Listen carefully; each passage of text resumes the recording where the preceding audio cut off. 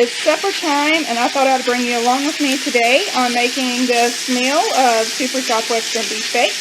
It is also like that enchilada casserole that I showed you the recipe for, but I'm not going to take the time to find that paper because, you know, it's just like the recipe that I have made in the past, and as a matter of fact, I have had on my in a cookbook that was for a church cookbook. Anyway, so I am browning. I'm guessing this is a little bit over a pound of meat. Some of this I am going to double, but I will tell you and show you the recipe anyway. And so I'll bring you back in a bit. Okay, so while that is over there browning, I am going to use my salad shooter to quickly shred this cheese that we had gotten on quick sale at Piggly Wiggly a while back. And I am using Monterey Jack cheese. The recipe I am using is right here. And this is, yep, this one that I put in. And so if you want to screenshot it and use it, you are welcome to. So I better get a shooting. Back over at the meat, I have browned the meats. I've got the fire going again. I drained the meats, and now I'm going to add some seasonings that would make up taco seasoning. I don't have any mixed right now, or I don't have any packets, so I'm going to sort of make my own right quick. I do this a lot because I guess I just don't think ahead enough to make my own. So I just throw the seasonings in that calls for taco seasoning, and you have that right here. How I make it is I use onion powder, garlic powder, chili powder, a lot of cumin, and some salt. So I'm going to go ahead and add some water because this is popping. And so I will add about a little bit over a cup of water to the seasonings and the meat and let it cook for just a minute and then turn the fire off. Okay, y'all, what I have in this bowl is I have 2 cans of black beans. I have 1 16-ounce bowl or carton of sour cream, and then about 16 ounces of salsa. I'm using the mild because I have the pepper jack cheese, and so I didn't want to make it too spicy for everyone. I did drain the beans because these did come from a can. I drained them and I rinsed them to get rid of that starchy, icky mess. So what I'm going to do now is I roughly chopped a large onion. So I'm going to put this in. And then I'm going to add that ground beef that I ground and seasoned to this. And so hold on a minute. I'm going to go get that.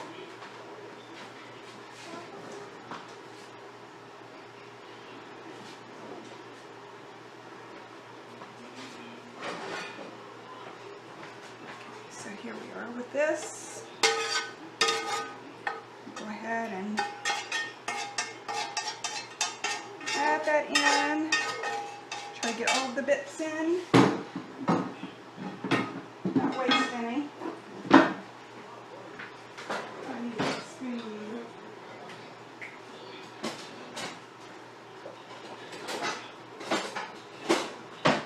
So I have a big spoon to mix all of this in.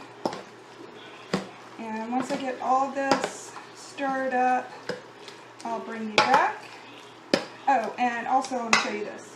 I have 1 pack of flour tortillas chopped or cut up into pieces about like this. And you can use flour or you can use corn tortillas, but I prefer the flour. So anyway, I'll bring you back in just a minute.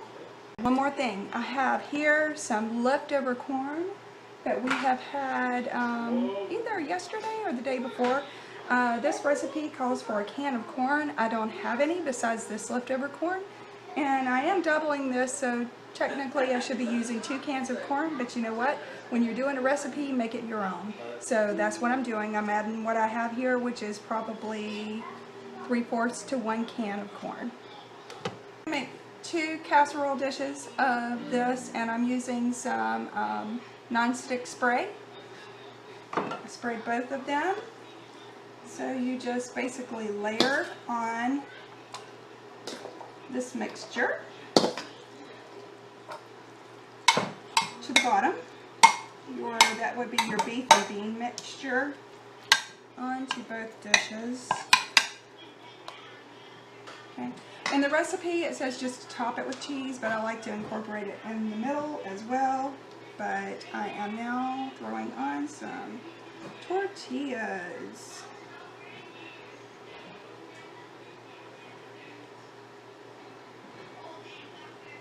Put that in the middle really well. And by the way, I don't think I've ever shown it, but you can take tortillas, cut them up, flour tortillas, and make dumplings. I have never made homemade dumplings, except for liver nips, but it's like a meat dumpling, a liver dumpling, yes, but anyway.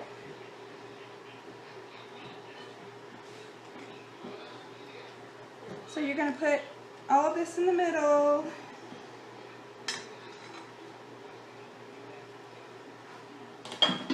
And then I'm going to take some of this yummy cheese, put it on top.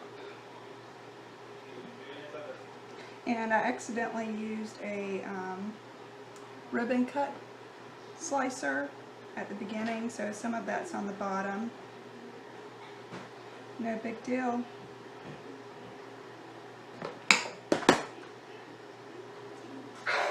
I just had to change the attachment really quickly.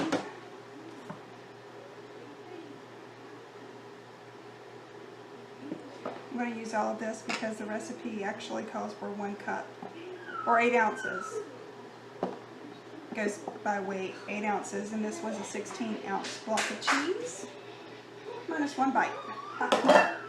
Okay, so I'm going to take the rest of this. I'm going to put it on.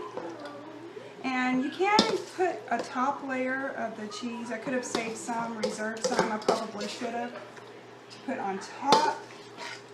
But it's okay. It's going to be all in the middle.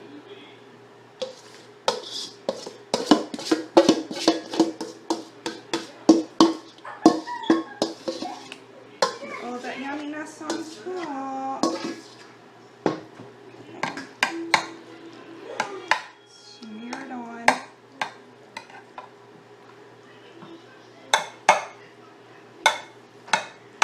And everything is basically cooked in this, so it's not going to take long to cook it in the oven. You can take, say, typically it would be about 12 minutes, but in our oven it burns hot. So I'm going to do it for about 10 minutes. So I'll bring you back in a bit. Okay, so we're going to put these bad boys in here.